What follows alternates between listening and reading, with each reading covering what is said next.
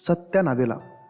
सत्या नादेला का जन्म 1967 में हैदराबाद में हुआ। उनके पिता सिविल सर्वेंट थे और उनकी माँ संस्कृत की स्कॉलर थी। लेकिन सत्या नादेला को ना तो पॉलिटिक्स में इंटरेस्ट था, ना ही अध्यात्म में। उनको तो सिर्फ एक ही बात में रुचि थी और वो थी क्रिकेट। लेकिन उनके माँ बाप ने उनके लिए कुछ और ही सोच रखा था। उनके पिता ने तो उनके रूम में कार्ल मार्क्स की पोस्टर लगा रखी थी ताकि वो अच्छे अर्थशास्त्री या बड़े इंटेलेक्चुअल बने। उनकी माँ ने उनकी रूम में माँ लक्ष्मी की पोस्टर लगा रखी थी ताकि वो अध्यात्म का महत्व समझे। लेकिन नादेला ने उनके रूम में एक और तस्वीर लगा रखी थी और वो थे Hyderabadi cricket star ML Jaisimha. Nadella का क्रिकेट के प्रति प्रेम देखकर उनके माता पिता चिंतित होने लगे थे। उन्हें इस बात की चिंता होने लगी थी कि अगर सत्या नादेला एक कामयाब प्रोफेशनल क्रिकेटर बनने में असफल हो जाते हैं तो वो क्या करेंगे। इस सवाल का जवाब देते वक्त सत्या नादेला कहते थे कि वो अगर प्रोफेशनल क्रिकेटर बनने में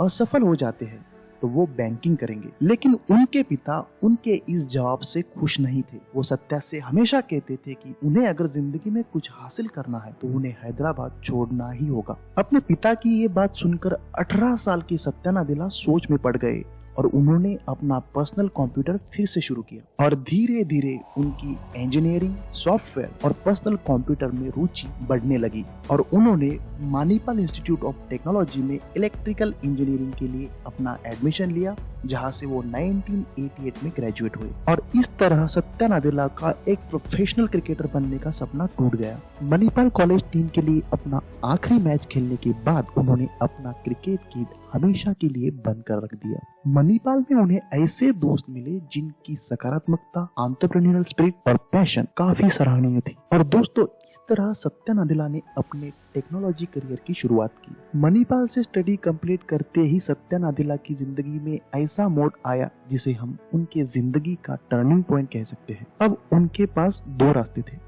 अपने सपनों को चेज करना या फिर अपने कंफर्ट जोन में रहना। नादेला पर उनके माँ के आध्यात्मिक विचारों का बड़ा प्रभाव था। उनकी माँ मानती थी कि हमें हमेशा हमसे जो भी बेस्ट हो सकता है वो करना चाहिए, बस बाकी चिंता हमने नहीं करनी चाहिए। इसीलिए जब उन्हें बॉम्बे यूनिवर्सिटी से मास्टर प्रोग्राम का ऑफर मिला तो वो उसे हंसी खुशी एक्सेप्ट करने वाले थे। लेकिन शायद उनकी किस्मत में कुछ और लिखा था, तभी उनको यूनिवर्सिटी ऑफ विस्कॉन्सिन से ऑफर आया। सत्या नादेला को उनके कंप्यूटर साइंस प्रोग्राम में एडमिशन मिल चुका था, लेकिन अभी भी वीजा मिलेगा या नहीं ये बात तय नहीं थी। तभी और एक खुशखबर आई और उनको वीजा भी मिल चुका था। अब नादेला ठंडे प्रदेश वाले विस्कॉन्सिन में जाने के लिए तैयार थे। विस्कॉन्सिन में सेटल हो जाने के बाद नादेला की थियोरेटिकल कंप्यूटर साइंस में रुचि बढ़ने लगी। वो जानना चाहते थे कि हम कंप्यूटर साइंस से क्या कुछ नहीं कर सकते। 1990 में नादेला यूनिवर्सिटी ऑफ विस्कॉन्सिन से ग्रेजुएट हो चुके थे। अब उनका माइक्रोसॉफ्ट करियर शुरू होने वाला था। 1992 में रेडमोंड वॉशिंगटन स्थित माइक्रोसॉफ्ट कैंपस में नादेला ने अपना पहला कदम रखा। तब माइक्रोसॉफ्ट विंडोज 95 पर काम कर रहा था, जो कि उस समय का सबसे बड़ा कंज्यूमर टेक्नोलॉजी प्रोडक्ट था। नादेला माइक्रोसॉफ्ट में ऐसे समय पहुंचे जब विंडोज 95 प्रोजेक्ट सफल होने की कगार पर खड़ा था। नादेला को माइक्रोसॉफ्ट में विंडोज NT ऑपरेटिंग सिस्टम पर काम करने को कहा गया, जहां उन्हें पूरे देश भर घूमकर कंज्यूमर्स को कन्विंस करना होता था कि वो विंडोज NT ऑपरेटिंग सिस्टम अपनाएं। जहां वो अपनी इस जिम्मेदारी को लेकर काफी उत्साहित थे, वही उनके मन में MBA करने की भी इच्छा थी और तभी उन्हें यूनिवर्सिटी ऑफ शिकागो में MBA करने का मौका मिला। लेकिन उनके सामने सबसे बड़ी दिक्कत ये थी कि उन्हें MBA तो करना था, लेकिन वो अपनी माइक्रोसॉफ्ट की जॉब भी छोड़ना नहीं चाहते थे। तो उन्होंने इस पर एक तरकीब ढूंढ निकाली। उन्होंने पार्ट टाइम प्रोग्राम के लिए इनरोल किया। अब उन्हें 5 दिन रेगुलर काम करना होता था और वीकेंड को MBA प्रोग्राम की क्लास अटेंड करने के लिए फ्लाई करना होता था। उनका ये जुगाड़ काफी कामयाब साबित हुआ। अब जब नादेला पीछे मुड़कर देखते हैं तो वो कहते हैं कि वो 2 साल उनके लिए बहुत ही महत्वपूर्ण थे, क्योंकि उनको वहाँ बहुत कुछ सीखने को मिला। उन्होंने वहाँ अपनी स्ट्रेटेजी और लीडरशिप स्किल्स को डेवलप किया। MBA प्रोग्राम में उन्होंने जो सीखा उसने उनकी माइक्रोसॉफ्ट में जो तरक्की हुई उसकी नींव रखी। 1994 में MBA प्रोग्राम खत्म करते ही उन्हें उनका पहला मैनेजरियल प्रोजेक्ट मिला जो था tiger server. Tiger server video on demand की दुनिया में बहुत क्रांतिकारी कदम था। यहाँ पर सत्या नादेला के लीडरशिप क्वालिटीज का इम्तिहान होने वाला था। दोस्तों, ये वही समय था जहाँ पर उन्हें स्टीव बाल्मर ने नोटिस किया। स्टीव बाल्मर वही शख्स थे जो आगे चल के 2000 में माइक्रोसॉफ्ट के दूसरे चीफ एग्जीक्यूटिव ऑफिसर बनने वाले थे। जनवरी 2011 में स्टीव बाल्मर ने नादेला को माइक्रोसॉफ्ट के नए क्लाउड टेक्नोलॉजी प्रोजेक्ट STB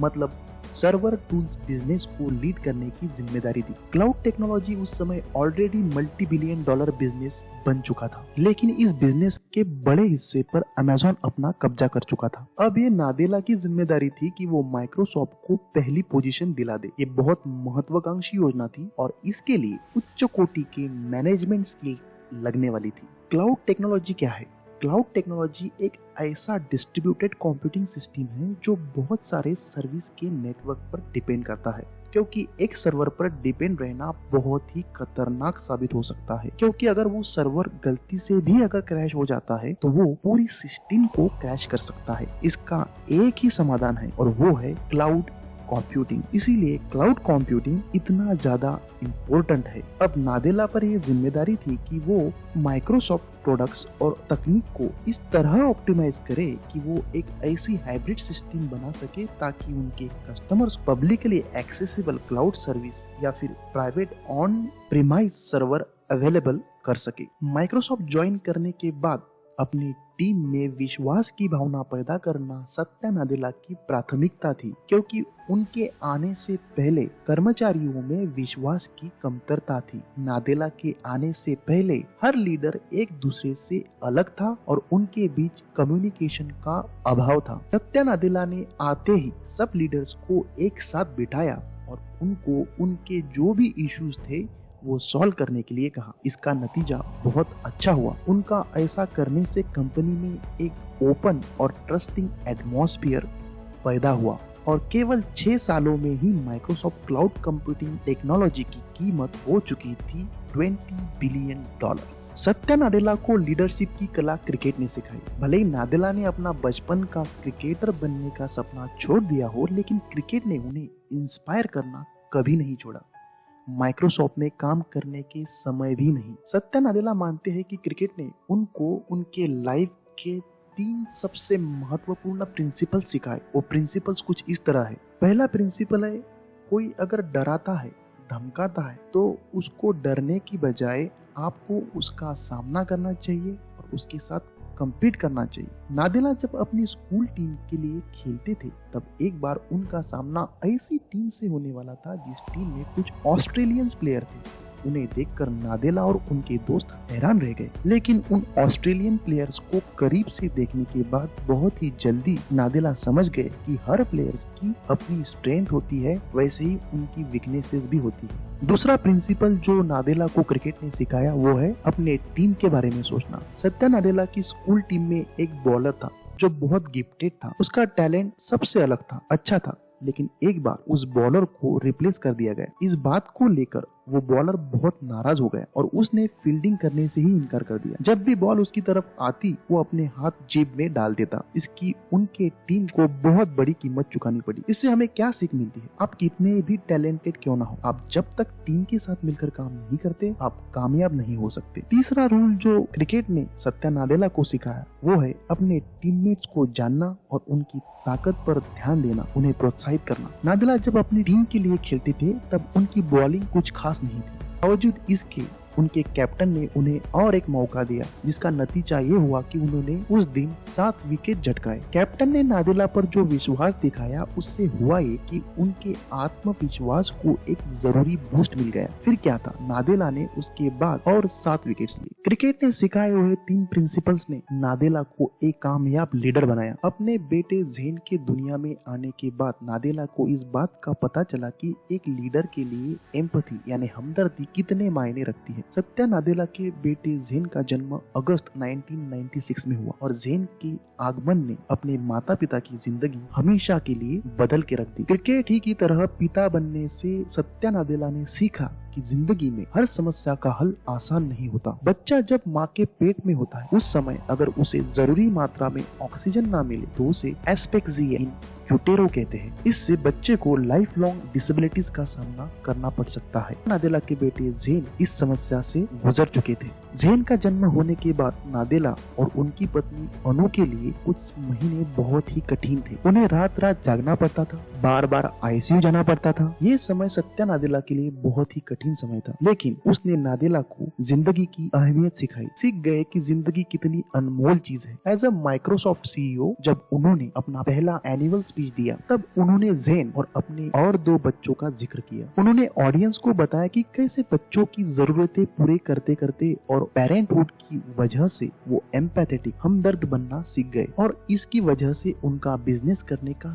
तरीका ही बदल गया। ज़ेन के जन्म के बाद नादेला का व्यावसायिक और वैयक्तिक जीवन एक तरह से ओवरलैप होना स्वाभाविक था। जब उनको बार बार हॉस्पिटल जाना पड़ता था तब उनको इस बात का एहसास हुआ कैसे टेक्नोलॉजी लोगों की जिंदगियां बदल सकती है। 2014 में माइक्रोसॉफ्ट सीईओ बनने के बाद उनकी पहली आईसीयू विजिट बहुत ही खास थी, क्योंकि उन्होंने नोटिस किया कि कैसे हॉस्पिटल में बैकग्राउंड में बजिंग और बीपिंग करने वाली मशीन्स विंडोज पर चल रही थी। हॉस्पिटल ने उनके बेटे का जो ख्याल रखा था उसमें हॉस्पिटल को क्लाउड टेक्नोलॉजी की मदद मिल रही थी। बात से नादेला को उनकी जिम्मेदारी का एहसास हुआ। माइक्रोसॉफ्ट में वो जो काम कर रहे थे उस पर कई लोगों की जिंदगियां डिपेंड करती थी। क्लाउड टेक्नोलॉजी कैसे लोगों की जिंदगी सुधार सकती है, इस बात पर उन्होंने अपना ध्यान केंद्रित किया। ये क्लाउड टेक्नोलॉजी का ही कमाल था कि कैसे एक स्टार्टअप केनिया में सोलर ग्रिड का निर्माण कर सका, जिससे केनिया के ग्रामीण इलाके में सस्ती बिजली उपलब्ध हो सकी। जैसे ही सत्या नादेला माइक्रोसॉफ्ट के तीसरे चीफ एग्जीक्यूटिव ऑफिसर बने, उन्होंने माइक्रोसॉफ्ट में नई जान फूंकना शुरू कर दिया। तारीख थी 4 फरवरी 2014 जब नादेला बिल गेट्स और स्टीव बाल्मर के बाद माइक्रोसॉफ्ट के तीसरे चीफ एग्जीक्यूटिव ऑफिसर बने। ये बहुत ही बड़ी अचीवमेंट थी, लेकिन समस्या ये थी कि जिस समय नादेला ने माइक्रोसॉफ्ट की डोर संभाली उस समय माइक्रोसॉफ्ट संघर्ष कर रही थी। लोगों में अब ये आम धारणा हो चुकी थी कि माइक्रोसॉफ्ट अब पहले जैसे इनोवेशंस नहीं कर रही है। लोग पीसी की जगह स्मार्टफोन्स यूज करने लग गए थे। एंड्रॉइड और एप्पल ऑपरेटिंग सिस्टम धीरे धीरे माइक्रोसॉफ्ट को मार्केट से बाहर कर रहे थे। यहाँ तक कि खुद माइक्रोसॉफ्ट में काम करने वाले लोग भी यह मान चुके थे कि माइक्रोसॉफ्ट गलत दिशा में जा रहा है। माइक्रोसॉफ्ट की इनोवेट करने की क्षमता पर बड़ा प्रश्न चिन्ह लग चुका था। आंकड़े भी यही बता रहे थे। स्मार्टफोन्स में क्रांति होने के बाद दशकों से बढ़ने वाली पीसी मार्केट में मंदी आ चुकी थी, क्योंकि हर पीसी पर माइक्रोसॉफ्ट को रॉयल्टी मिलती थी। पीसी की सेल्स में कम होने का मतलब था कंपनी का नुकसान। नादेला का काम आसान नहीं था। उन्हें माइक्रोसॉफ्ट को फिर से कंप्यूटिंग वर्ल्ड का नंबर 1 बनाना था। 10 जुलाई 2016 को उन्होंने माइक्रोसॉफ्ट के सभी एम्प्लॉइज को एक ईमेल भेजा, जिसमें लिखा था कि हम सभी को ये बात समझनी होगी और स्वीकार भी करनी होगी कि माइक्रोसॉफ्ट फिर से दुनिया को बदल सकता है और उसके लिए अहम योगदान दे सकता है। और उन्होंने इस बात को जोर दिया कि इस बात की शुरुआत हम इस बात से कर सकते हैं कि हम अपने आप को अडेप्ट कर सकते हैं। इसका मतलब था कि माइक्रोसॉफ्ट को अपने पुराने दिनों को भूलकर नए से शुरुआत करनी होगी, जहां उन्हें कस्टमर्स की जरूरतों को समझना होगा। नादेला समझ चुके थे कि ये करने के लिए माइक्रोसॉफ्ट को कस्टमर्स को सुनना होगा, और ये करने के लिए उन्होंने कंपनी के एनुअल रिट्रीट के दौरान कस्टमर विजिट्स ऑर्गेनाइज कर डाली।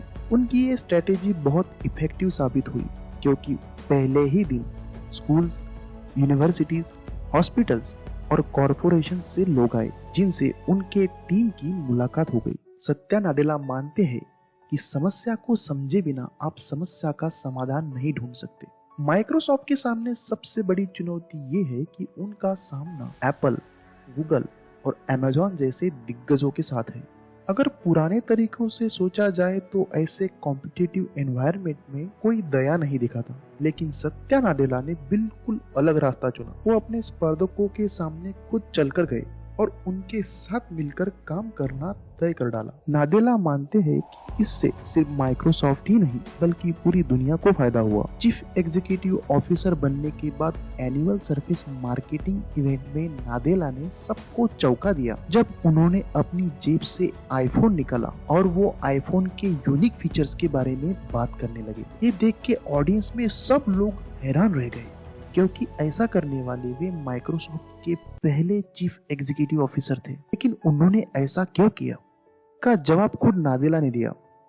उन्होंने अपना प्रेजेंटेशन बड़ी स्क्रीन पर दिया। नादेला ने खुद डेमोन्स्ट्रेट करके बताया कि कैसे आईफोन पर माइक्रोसॉफ्ट सॉफ्टवेयर रन हो रहा है। नादेला के हिसाब से एप्पल और माइक्रोसॉफ्ट का साथ आना अपने आप में सिनर्जी की एक अनोखी मिसाल थी, जिससे हर किसी को बिना अपना फोन बदले अपने फेवरेट माइक्रोसॉफ्ट एप्स जैसे कि MS ऑफिस, MS वर्ड और नए एप्स जैसे कि OneNote, OneDrive access करना मुमकिन हुआ।